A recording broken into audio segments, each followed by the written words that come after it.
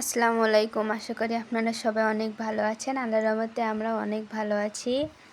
আজকের ভিডিওটা আমি সকাল থেকে শুরু করে দিয়েছি। এখানে সকালে আমি ঘুম থেকে উঠে আমার কিছু গাছে পানি দিয়ে নিচ্ছিলাম। এটা হচ্ছে বেলি ফুলের গাছ।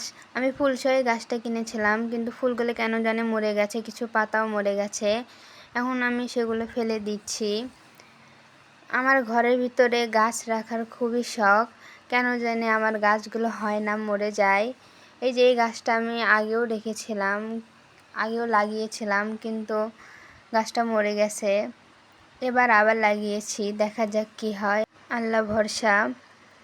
এই দেখুন, মানি প্ল্যান্ট গাছের কিছু পাতা মারা গেছে। এভাবে আস্তে আস্তে আমার পুরো গাছে মারা যায়। যাই হোক, এখানে আমি আমার মেয়ের সকালে নাস্তাটা বানিয়ে নিয়েছি। এখন আমি এটাকে ঠান্ডা করছি। এখানে আমি ওটস রান্না করে নিয়েছি, ওর ভিতরে একটা কলাও দিয়ে দিয়েছি। এই তো আমার ছোট্ট মাটা আজকে খুবই কান্নাকাটি করছে, একটু জ্বর জ্বর ভাব হচ্ছে, মনে হয় জ্বর আসবে। খুবই কান্নাকাটি করছিল। সবাই মাশাআল্লাহ বলতে ভুলবেন না, আর আমার মেয়ের জন্য দোয়া করবেন যেন আমার মেয়ে সুস্থ থাকে। তারপর এখানে আমি কাঁঠাল খেয়ে নিচ্ছিলাম।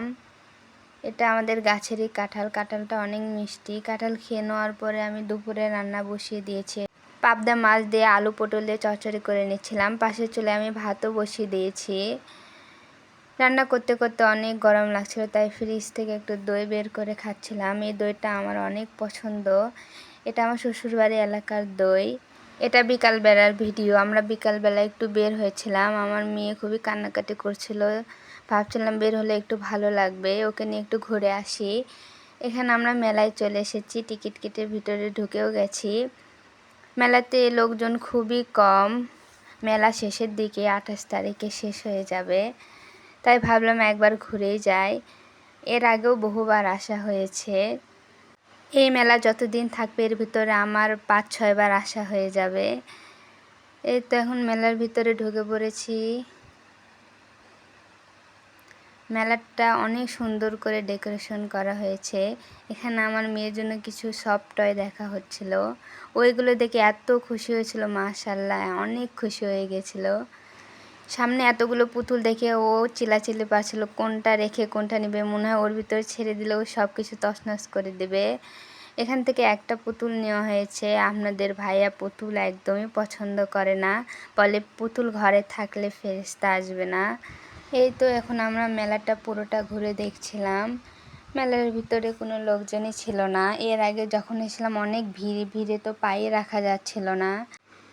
এখন আমরা বের হয়ে যাব মেলা থেকে, বাসায় চলে যাব। ছোট বাবু নিয়ে বেশি রাত করব না। তো এখানে অনেক বড় একটা বাটি কিনে নেওয়া হয়েছে।